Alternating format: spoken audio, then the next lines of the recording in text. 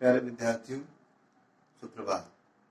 गर्मियों की छुट्टी के बाद ये हमारी पहली वीडियो है जुलाई की, जिसमें प्रसिद्ध कवि केदारनाथ सिंह जी की कविता बनारस की संस्कृति के ऊपर इन्होंने बनारस गए तो वहाँ जो अनुभूति हुई उसको उन्होंने इस कविता में उकेरा है।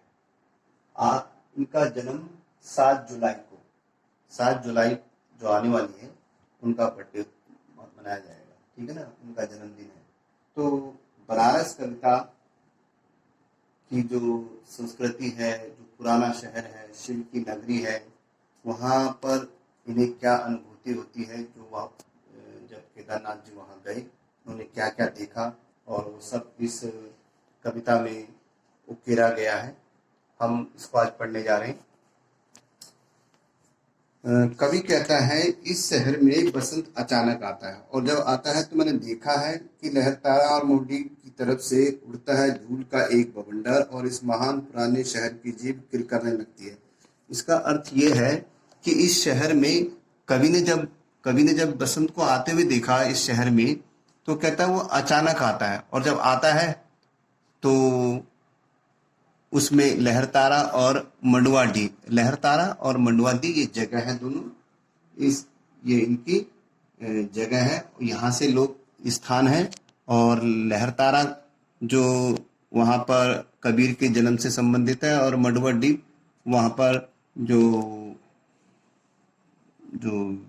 वेश्याओं से संबंधित जगह है।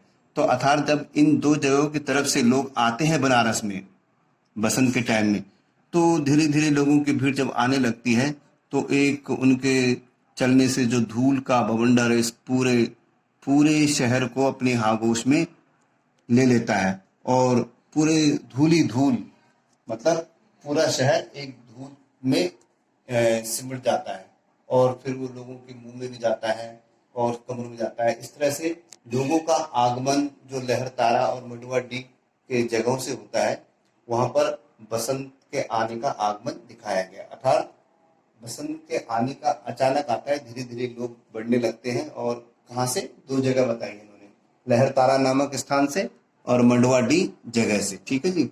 यहाँ से आने लगते हैं लोग, तो जैसे जैसे चलने लगते हैं उनके पैरों की धूल उस पूरे शहर को अपने आगोश में ले लेती है, अर्थात पूरे शहर में फैल जाती है, कभी कभी मुंह में चले जाती होगी इस तरह से। तो यहाँ पर लिखा है कि इस पुराने शहर की जीभ किरकिराने लगती है, अर्थात पूरे शहर धूल से भर जाता है। आगे कहते हैं, जो है सुग बुगाता है, और जो लोग धीरे धीरे लोग सुग बुगाने लगते हैं, उठने लगते हैं। सुबह सुबह जब शहर लोग आते हैं इन जगहों से, तो लोग सुग बुगाने लगते हैं, उठने लगते हैं। जो सुबह सुबह लोग उठते हैं और उनमें एक नव जीवन सा अंकुरित होने लगता है। जो नहीं है वह फेंकने लगता है पच के, अर्थात जो नहीं है उसमें भी एक नवजीवन सा आने लगता है। और आदमी जब दशास में मेघ, ये घाट है वहाँ के बनारस के, तब वहां तक जाता है, तो वहां पर घाट के आखिरी पत्थर को जब वो मुलायम पाता है, ठीक है ना, और मुलायम पाता है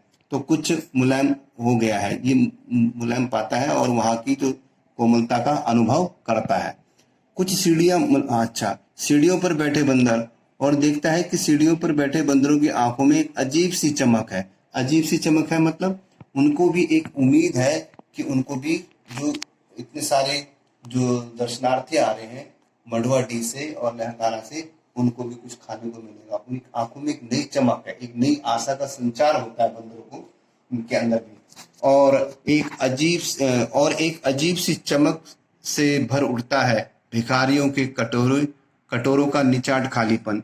और एक अजीब सी चमक, यहाँ पर अजीब सी चमक का मतलब है कि धीरे धीरे जब लोग आते हैं तो लोग भरने लगते हैं, तो जो भिखारियों के कटोरे होते हैं उसमें लोग पैसे डालते जाते हैं, इन्हीं को वो भरने लगते हैं, ठीक है ना। निचाट माने बिल्कुल सूनापन, जो खाली पड़े कटोरे होते हैं वो धीरे धीरे पैसों से भरने लगते हैं, यहाँ के जो भक्त लोग आते हैं उनसे। फिर आगे, तुमने कभी देखा है खाली कटोरों में बसंत का उतरना? यहाँ पर कवि जो है पाठकों से कह रहा है, हमसे कह रहा है कि क्या तुमने कभी देखा है खाली कटोरों में बसंत का उतरना? यानी किस तरह से जब भिखारियों के कटोरे में जब एक एक करके भक्त लोग पैसे डाले देते हैं, पैसे डालते जाते हैं, तो उनके अंदर एक एक अजीब सी खुशी, अजीब सी चमक उनके आंखों में आने लगती है, भिखारियों के आंखों में। देखा है कभी, यहाँ पर यही कह रहा है कि तुमने कभी देखा है खाली कटोरे में बसंत का उतरना? कभी पाठकों से कहता है कि क्या तुमने कभी खाली कटोरे में बसंत का उतरना, बसंत का उतरने का मतलब है उसमें पैसे से भरना, कभी भरा हुआ देखा है? यह शहर इसी तरह खुलता है और इसी तरह भरता है और इसी तरह होता है यह शहर। हाँ, एक बार फिर पढ़ रहा हूं मैं। तुमने कभी देखा है खाली कटोरों में बसंत का उतरना? यह शहर इसी तरह खुलता है और इसी तरह भरता है और खाली होता है यह शहर। इसी तरह रोज रोज एक अनंत शव ले जाते कंधे अंधेरी गली से चमकती हुई गंगा की तरफ।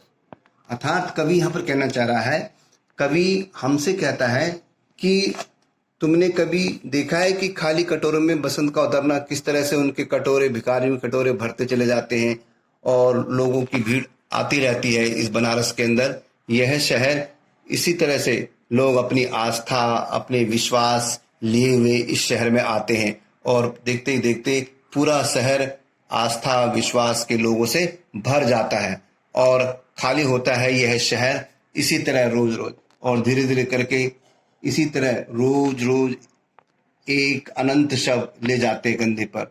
कुछ लोग अनंत शव, अपने प्रियजन के किसी शव को ले जाते हैं। ये जगह है एक अंधेरी गली से, अंधेरी गली माने जीवन के उस अंधेरेपन को निकलकर ये चमकती हुई गंगा की तरफ, यानी कि उसके मुक्ति के मार्ग की तरफ ले जाते हैं। ये प्रतीकात्मक रूप में मैंने इसको बोला है, ले जाते हैं। अर्थात वो शव भी अंधेरी गलियों से, जीवन के अंधेरे से होकर अपनी मुक्ति की ओर उस गंगा की तरफ उसको दाह के लिए ले जाते हैं।